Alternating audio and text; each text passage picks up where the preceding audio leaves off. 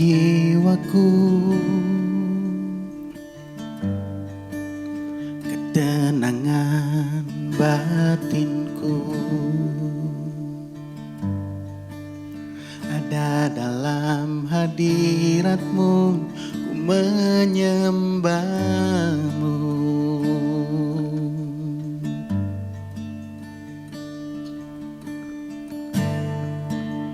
Tersungkurku di kakimu, rasakan hadiratmu. Takkan ku melepaskanmu, kau cahaya bagiku, mengiringmu seumur hidupku, masuk dalam rencanamu Bapa.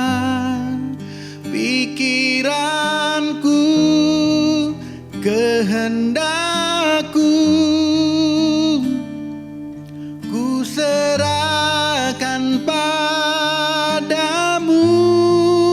Harapanku hanya di dalam-Mu, ku kan teguh bersama-Mu Tuhan. Jadikanku bejana-Mu untuk kemuliaan-Mu.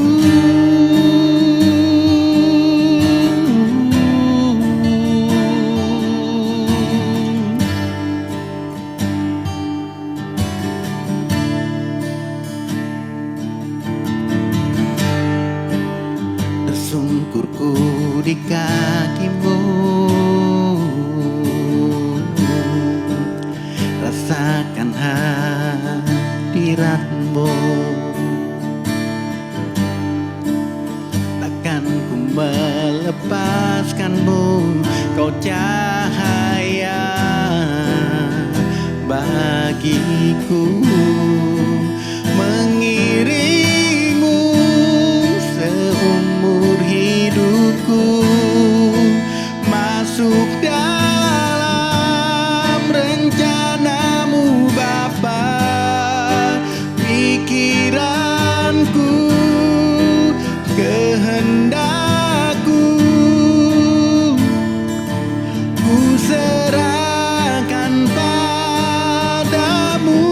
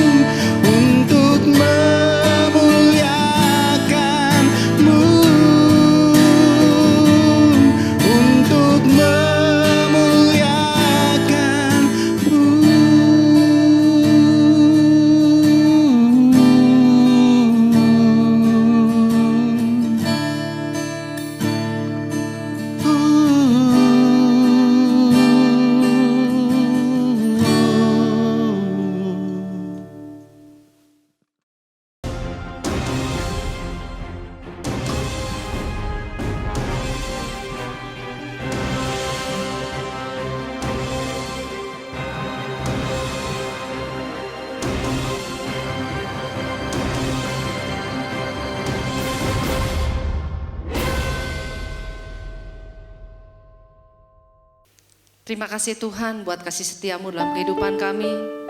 Terima kasih karena Engkau selalu menyertai setiap kami Tuhan. Kami memuji dan menyembah Engkau hari ini Tuhan. Biarlah nama-Mu Tuhan dipermuliakan atas setiap kami. Dan pujian yang kami naikkan Tuhan boleh sungguh menyukakan hati Tuhan.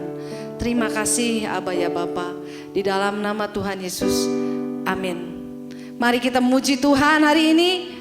Ada sukacita?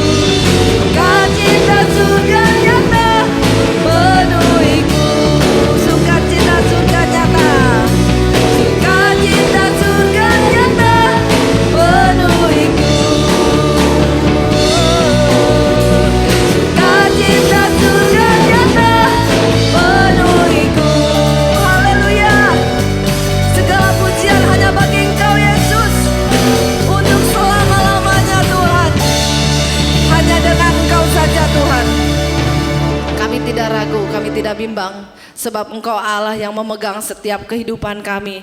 Dan kami bersyukur untuk itu Tuhan. Kesetiaan-Mu nyata Tuhan dalam setiap kami. Setia-Mu Tuhan membuat kami tidak ragu menghadapi apapun dalam kehidupan kami. Haleluya. Tak pernah ku ragu akan kesetiaan-Mu. Kau pegang hidupku sepenuh jiwaku. Ku yakin dan percaya Kau tuntun langkahku. Yesus Kaulah Raja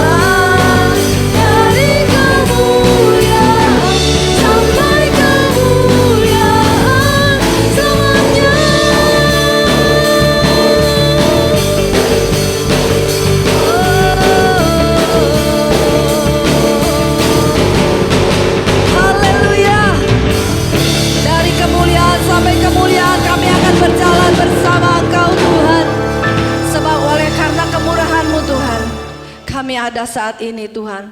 Oleh karena kasih-Mu Tuhan, kami ada saat ini Tuhan. Oh, kami ucap syukur Tuhan.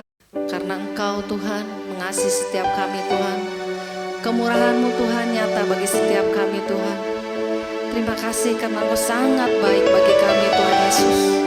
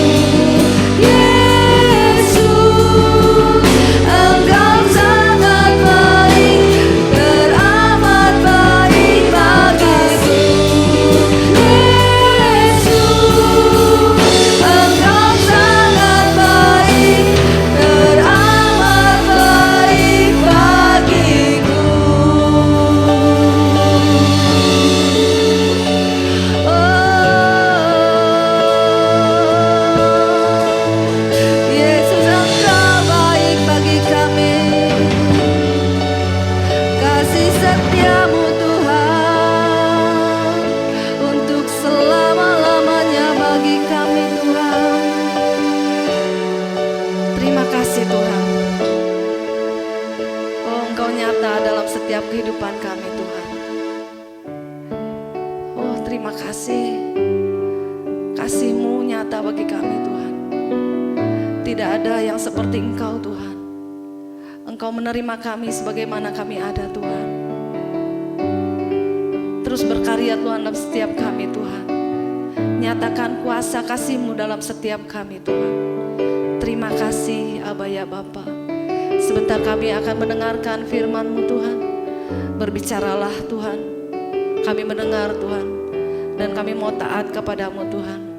Roh Kudus memampukan setiap kami Tuhan. Untuk kami menjadi pelaku-pelaku firman-Mu Tuhan. Terima kasih Bapa. Segala pujian, hormat, kemuliaan hanya bagi nama Engkau Tuhan. Di dalam nama Tuhan Yesus. Haleluya. Amin.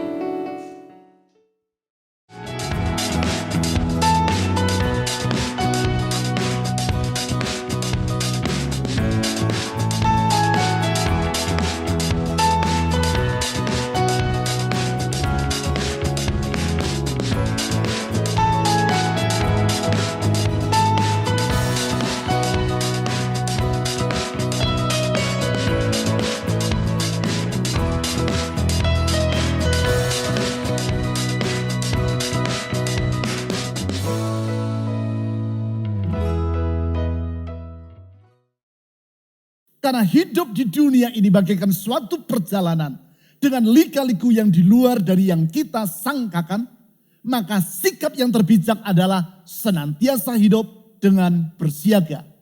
Wujud dari lika-liku kehidupan tersebut adalah beraneka rupa. Mulai dari hal-hal yang menggembirakan sampai kepada yang menyedihkan. Dari hal-hal yang kita harapkan sampai kepada yang tidak pernah kita impikan. Mulai dari pengalaman indah yang tidak kita duga sampai menghadapi musibah yang tidak pernah kita impikan. Sebagai contoh adalah wabah COVID-19 yang sedang terjadi saat ini. Tentu kondisi ini berada di luar dugaan kita. Hanya dalam waktu 2-3 bulan saja, kehidupan manusia di seluruh dunia mengalami perubahan yang sangat besar.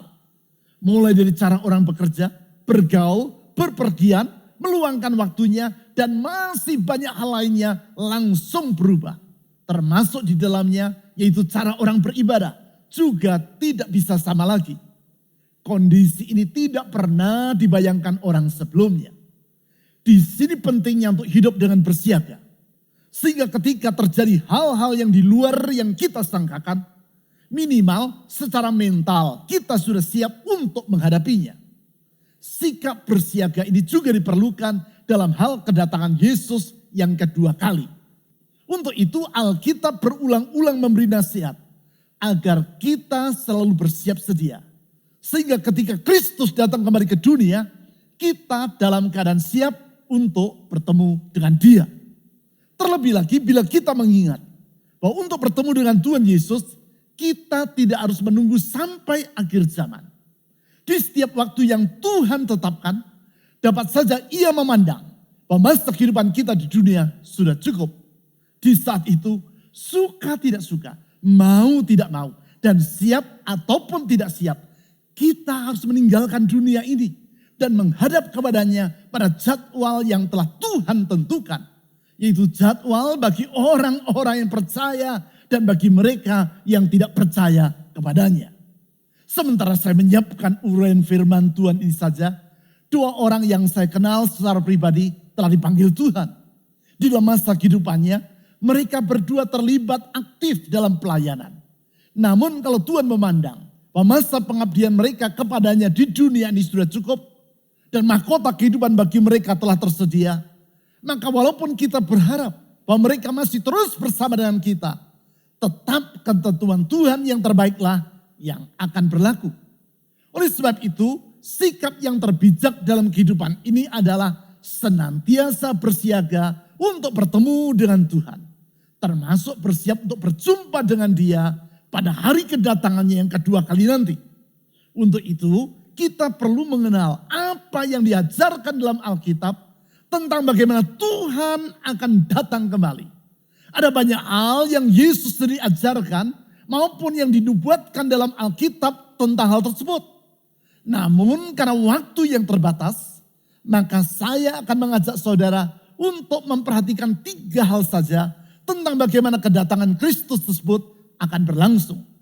Untuk itu kita perlu memperhatikan apa yang diucapkan oleh malaikat Tuhan kepada para murid Kristus ketika Yesus naik ke surga. Yaitu sebagaimana yang peristiwanya dicatat di dalam Kisah Para Rasul pasal 1 ayat 9 sampai 11. Mari kita baca ayat-ayat tersebut. Kisah Para Rasul pasal 1 ayat 9 sampai 11. Sesudah ia, maksudnya Yesus mengatakan demikian, terangkatlah ia disaksikan oleh mereka, oleh para muridnya, dan awan menutupnya dari pandangan mereka. Ketika mereka sedang menatap ke langit, waktu ia naik itu, tiba-tiba berdirilah 2 orang yang berpakaian putih, maksudnya malaikat, dekat mereka dan berkata kepada mereka, "Hai orang-orang Galilea, mengapakah kamu berdiri melihat ke langit? Yesus ini yang terangkat ke surga meninggalkan kamu, akan datang kembali dengan cara yang sama seperti kamu melihat Dia naik ke surga." Perkataan malaikat kepada para murid Yesus di ayat 11 ini perlu mendapat perhatian kita. Di situ dicatat malaikat berkata bahwa Yesus akan datang kembali dengan cara yang sama seperti kamu melihat dia naik ke surga.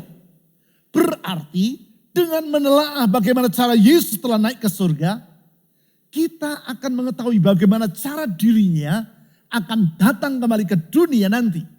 Yesus akan datang kembali dengan cara yang sama seperti kamu melihat dia naik ke surga. Sehingga apabila semisalnya pada waktu itu, para murid Yesus membawa kamera video dan mereka merekam peristiwa kenaikannya ke surga tersebut. Lalu sekarang rekaman itu kita putar secara terbalik. Maka kita akan memperoleh gambaran tentang bagaimana Yesus akan datang kembali ke dunia nanti. Yaitu dengan cara yang sama, namun dalam skala yang jauh lebih besar daripada kenaikannya ke surga. Tentang hal ini, ada 3 hal penting yang perlu kita perhatikan.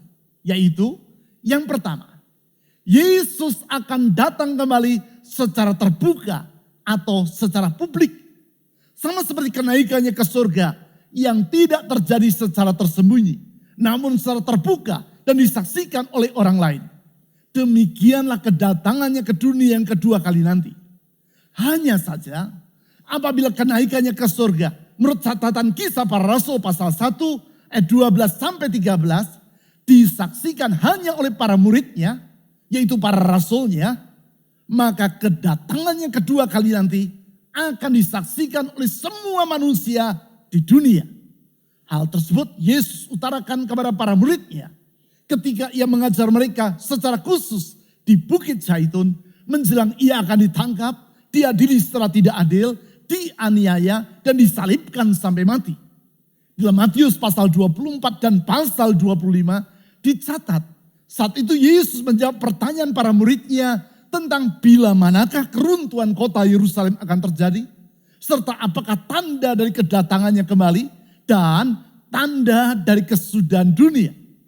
Di dalam Matius pasal 24 ayat 27 dan ayat 30 ditulis, ia berkata sebagai berikut. Matius pasal 24 ayat 27 dan 30. Sebab sama seperti kilat memancar dari sebelah timur dan melontarkan cahayanya sampai ke barat, demikian pula lah kelak kedatangan Anak Manusia. Ayat 30. Pada waktu itu akan tampak tanda Anak Manusia di langit, dan semua bangsa di bumi akan meratap, dan mereka akan melihat Anak Manusia itu datang di atas awan-awan di langit dengan segala kekuasaan dan kemuliaannya. Perlu diperhatikan bahwa yang dimaksudkan oleh Yesus sebagai Anak Manusia di dalam ayat-ayat ini adalah dirinya sendiri. Ia menyebut dirinya sebagai Anak Manusia antara lain untuk menyatakan bahwa dialah Sang Mesias. Kedatangannya ke dunia nanti akan seperti kilat yang memancar dari sebelah timur dan melontarkan cahayanya sampai ke barat. Artinya peristiwa tersebut tidak terjadi secara tersembunyi, namun bersifat terbuka sehingga akan dilihat oleh semua orang. Hal ini ia pertegas di ayat 30 dengan berkata bahwa waktu itu akan tampak tanda Anak Manusia di langit dan semua bangsa di bumi akan meratap dan mereka akan melihat Anak Manusia itu.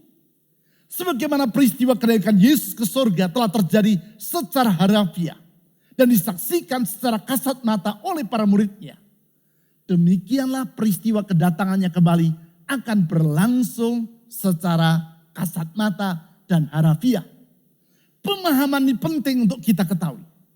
Sehingga apabila ada orang yang berkata bahwa Yesus telah datang kembali ke dunia, maka kita secara langsung dapat mengetahui bahwa pernyataan yang bersangkutan adalah tidak benar. Tentang hal itu, di dalam Matius pasal 24 ayat 23 sampai 26, Yesus telah memperingatkan para muridnya, yaitu dengan berkata, pada waktu itu, jika orang berkata kepada kamu, lihat Mesias ada di sini, atau Mesias ada di sana, jangan kamu percaya. Sebab Mesias palsu dan nabi-nabi palsu akan muncul. Dan mereka akan mengadakan tanda-tanda yang dahsyat dan mujizat-mujizat. Sehingga sekiranya mungkin mereka menyesatkan orang-orang pilihan juga. Ayat 25, camkanlah, artinya perhatikan dengan sungguh-sungguh. Aku sudah mengatakannya terlebih dahulu kepadamu. Jadi apabila orang berkata kepadamu, lihat, ia ada di padang gurun, janganlah kamu pergi ke situ. Atau lihat, ia ada di dalam bilik, janganlah kamu percaya. Di ayat-ayat ini Yesus mengingatkan para muridnya dan kita semua yang hidup di masa kini. Yaitu, kalau ada orang berkata, Mesias ada di sini atau di sana, janganlah kita percaya. Janganlah kita membiarkan diri kita tertipu oleh kata-kata mereka. Sebab seperti yang Yesus telah katakan di ayat 27 tadi.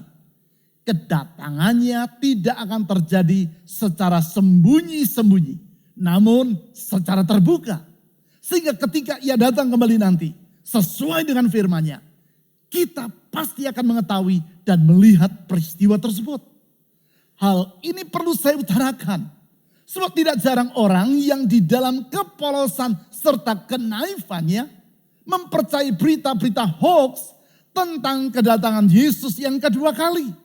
Berita hoax yang acap kali dengan sengaja dimuat di dalam tabloid gosip yang diterbitkan di Amerika Serikat. Tabloid gosip seperti misalnya The Weekly World News yang secara rutin memuat berita tentang penampakan Yesus di sana dan di sini.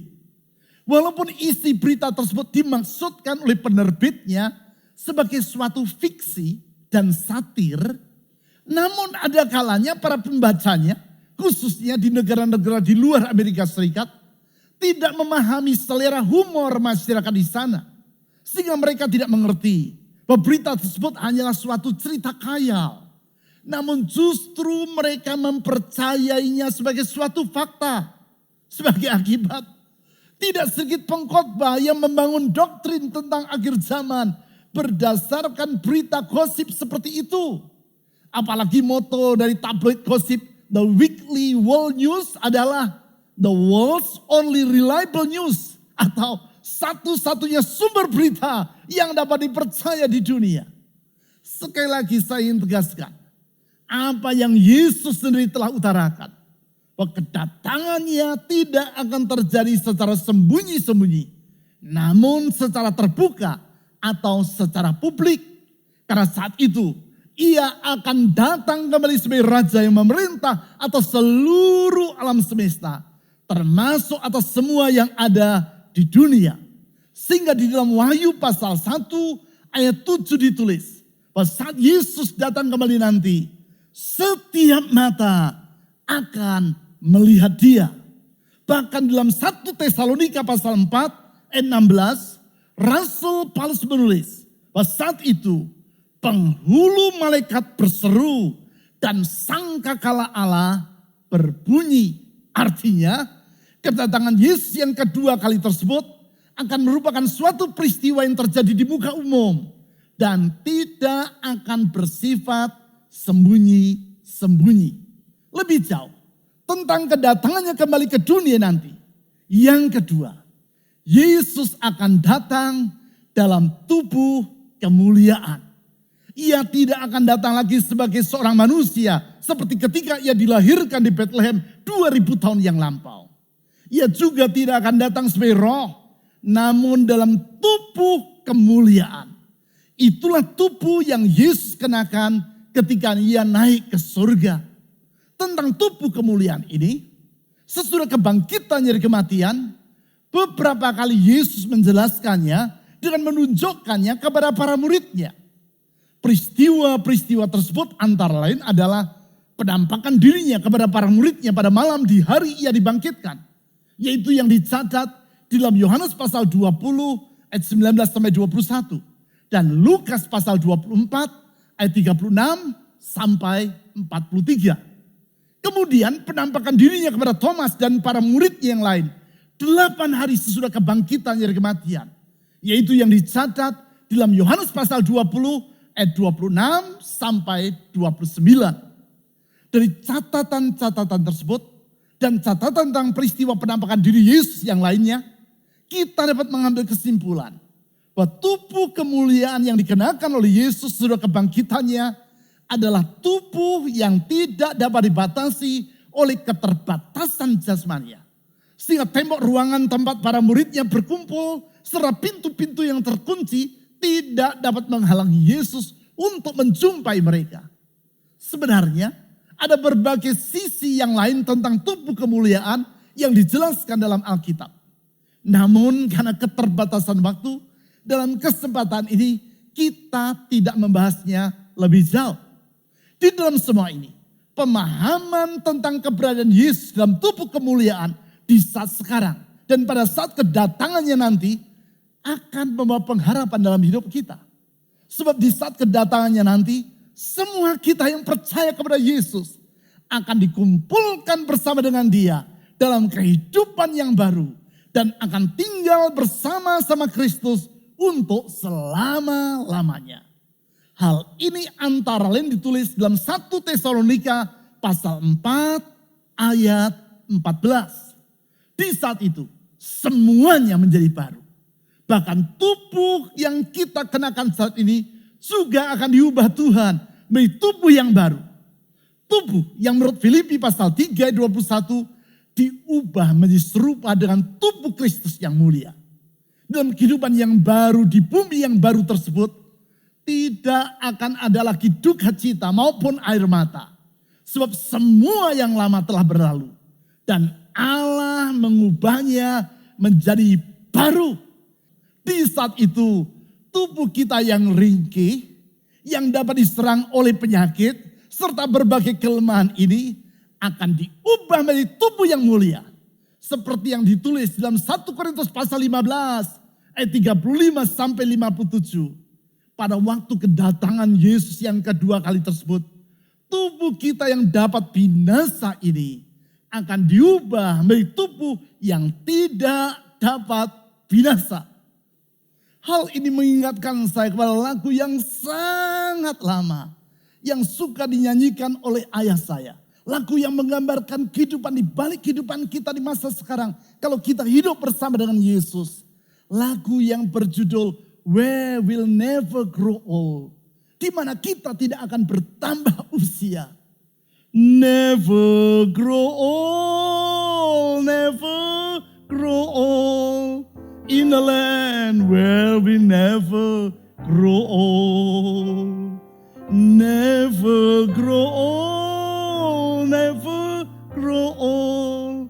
In a land where we never grow old. Di negeri di mana usia kita tidak akan bertambah. Mungkin saudara bertanya, kalau usia tidak bertambah jadi usia kita saat itu berapa? Ya kira-kira 30-an seperti usia saya sekarang ini. Selanjutnya yang ketiga, tentang kedatangan yang kedua kali nanti. Yesus akan datang secara tiba-tiba. Saya ulang, Dia akan datang secara tiba-tiba. Hal ini berulang-ulang diutarakan oleh Yesus dalam berbagai perumpamaan. Di antaranya untuk itu, Ia mengumpamakan kedatangannya seperti seorang pencuri. Hal tersebut dicatat dalam Matius pasal 24 ayat 43.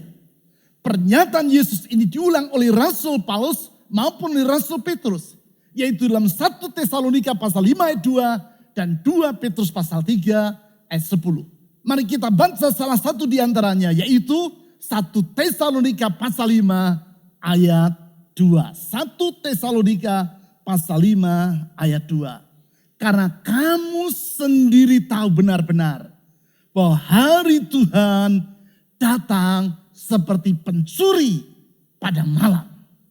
Yang dimaksud dengan hari Tuhan di sini adalah hari kedatangan Tuhan Yesus yang kedua kali ke dunia.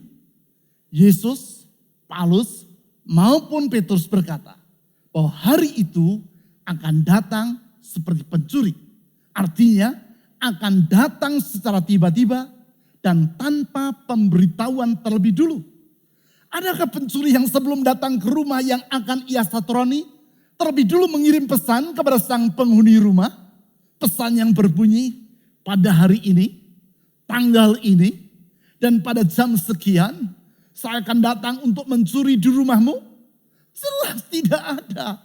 Tidak ada pencuri yang akan melakukan hal seperti itu. Ia akan datang secara mendadak dan tanpa pemberitahuan terlebih dulu. Demikianlah kedatangan Yesus yang kedua kali nanti. Oleh karena itu dengan wanti-wanti, ia berpesan agar kita para pengikutnya senantiasa bersikap siaga. Tentang hal itu di dalam Matius pasal 24 ayat 42 dan 44 dicatat. Ia berkata sebagai berikut. Matius pasal 24 ayat 42 dan 44. Karena itu, berjaga-jagalah. Alasannya, sebab kamu tidak tahu pada hari mana Tuhanmu akan datang. Ayat 44. Sebab itu, hendaklah kamu juga siap sedia. Karena anak manusia datang pada saat yang tidak kamu duga.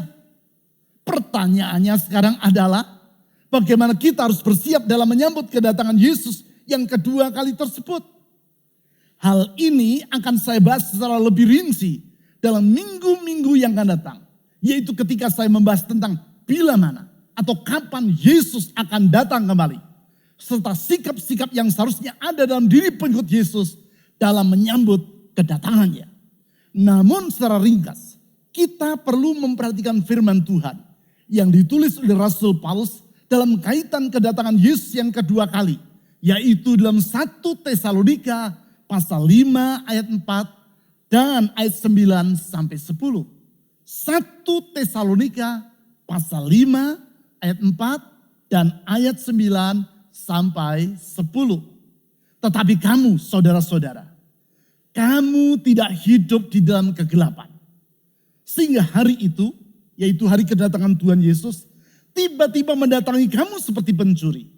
Ayat 9, karena Allah tidak menetapkan kita untuk ditimpa murka, tetapi untuk beroleh keselamatan oleh Yesus Kristus Tuhan kita, yang sudah mati untuk kita. Supaya entah kita berjaga-jaga, entah kita tidur, kita hidup bersama-sama dengan Dia. Di sini diingatkan, agar kita tidak hidup dalam kegelapan. Namun senantiasa hidup bersama-sama dengan Dia. Yaitu hidup bersama-sama dengan Kristus. Tidak hidup dalam kegelapan. Artinya kita harus hidup menjauhkan diri dari semua dosa dan kejahatan yang membutakan mata hati kita. Dan mengakibatkan kehidupan rohani kita menjadi terlena. Sebaliknya dari hidup dalam kegelapan, kita harus hidup dalam terang. Yaitu hidup bersama-sama dengan Kristus. Itulah hidup dalam relasi yang akrab dengan Dia. Relasi yang membuat kita semakin mengenal Tuhan. Dan bukan sekadar tahu tentang Tuhan. Tentang mengenal dan mengetahui ini, tentu berkali-kali saudara sudah mendengar bahwasanya kedua hal itu adalah berbeda. Mengenal dan mengetahui adalah mirip, namun tidak sama. Kita mengetahui siapa presiden kita. Namun belum tentu kita mengenal yang bersangkutan. Untuk mengetahui tentang kehidupan Pak Presiden, kita dapat membaca riwayat hidupnya ataupun mempelajari berbagai seluk-beluk lainnya tentang dirinya.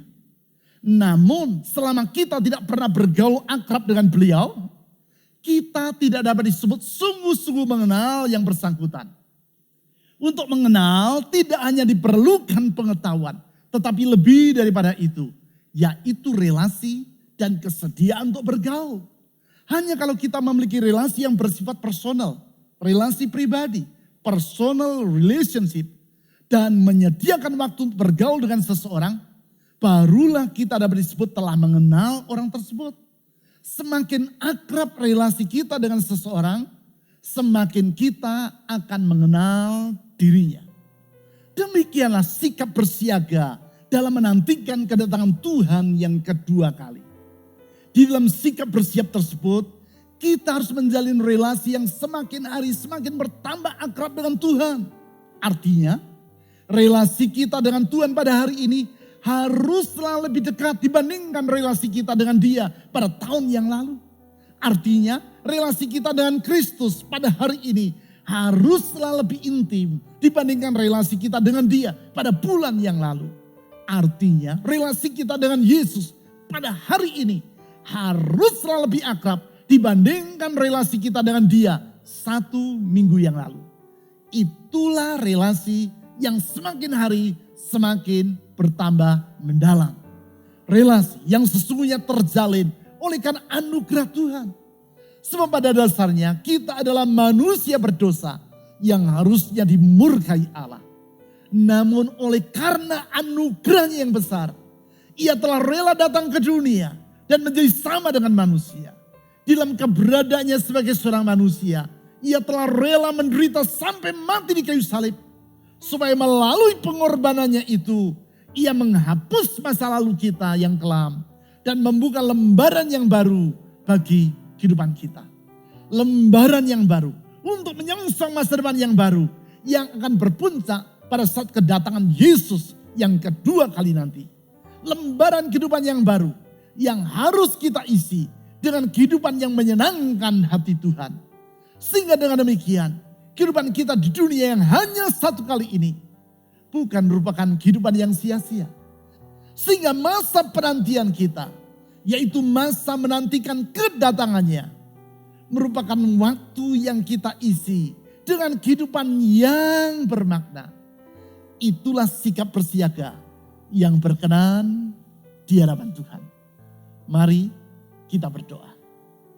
Tuhan, Engkau sudah berjanji bahwa Engkau akan datang kembali ke dunia. Kedatangan-Mu yang penuh dengan kemuliaan.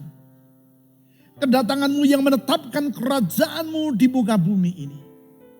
Kedatangan-Mu yang membarui semuanya menjadi baru. Sehingga semua yang lama akan berlalu. Ratap tangis, duka cita, perkabungan akan berakhir. Dan Engkau menjadikannya baru karena Engkau hadir. Dan tinggal bersama dengan kami, orang yang percaya kepadamu untuk selama-lamanya. Di saat itu semua akan jadi berubah, menjadi indah. Tuhan, kami merindukan hari yang mulia itu. Dan tolong kami ya Tuhan untuk selalu siap. Selalu ingat untuk bersiaga. Dengan hidup dalam terang. Hidup di dalam Engkau. Hidup menyenangkan hatimu. Hidup dalam keakraban sesuai dengan rancangan-Mu. Oh Tuhan, tuntun kami untuk senantiasa berjalan di jalan-jalan-Mu yang benar itu. Saat ini saya menyerahkan hidup kami masing-masing ke dalam tangan Tuhan. Semua orang yang sedang mendengarkan uraian firman Tuhan ini. Tuhan tolong kami untuk hidup semakin dekat dengan Engkau. Karena hanya dekat dengan Engkau sajalah. Di situ kami mendapatkan sejahtera yang sesungguhnya. Hanya dekat dengan Engkau kami dapat menatap hari esok tanpa gentar. Tapi dengan penuh pengharapan. Karena kami tahu pengharapan kepada-Mu ya Tuhan Yesus tidak akan pernah mengecewakan. Kasih-Mu, kuasa-Mu, hikmat-Mu dan kesetiaan-Mu yang kekal menjamin semua itu. Di dalam keyakinan itu pula saya berdoa saat ini. Untuk setiap orang yang hidup dalam pergumulan, hidup dalam persoalan, ulurkan tangan kasih-Mu, ulurkan tangan kuasa-Mu, membuka jalan di saat tiada jalan. Ulurkan tangan-Mu yang memulihkan, ulurkan tangan-Mu yang membaharui, ulurkan tangan-Mu yang mengangkat kami dan meneguhkan hidup kami. Ulurkan tangan mujizat-Mu itu ya Tuhan. Menyembuhkan rumah tangga, menyembuhkan ekonomi, menyembuhkan usaha dari anak-anak-Mu. Bahkan menyembuhkan kesehatan jasmani mereka. Karena di dalam Engkau kami mengalami keselamatan yang sepenuh. Oh Tuhan Yesus, saya menyerahkan semua doa dan permohonan dari anak-anak-Mu kepada-Mu. Dengan memegang janji-Mu bahwa di dalam Engkau ada jawaban yang pasti. Yaitu dalam nama Yesus Kristus, Tuhan dan Juru Selamat yang hidup. Amin.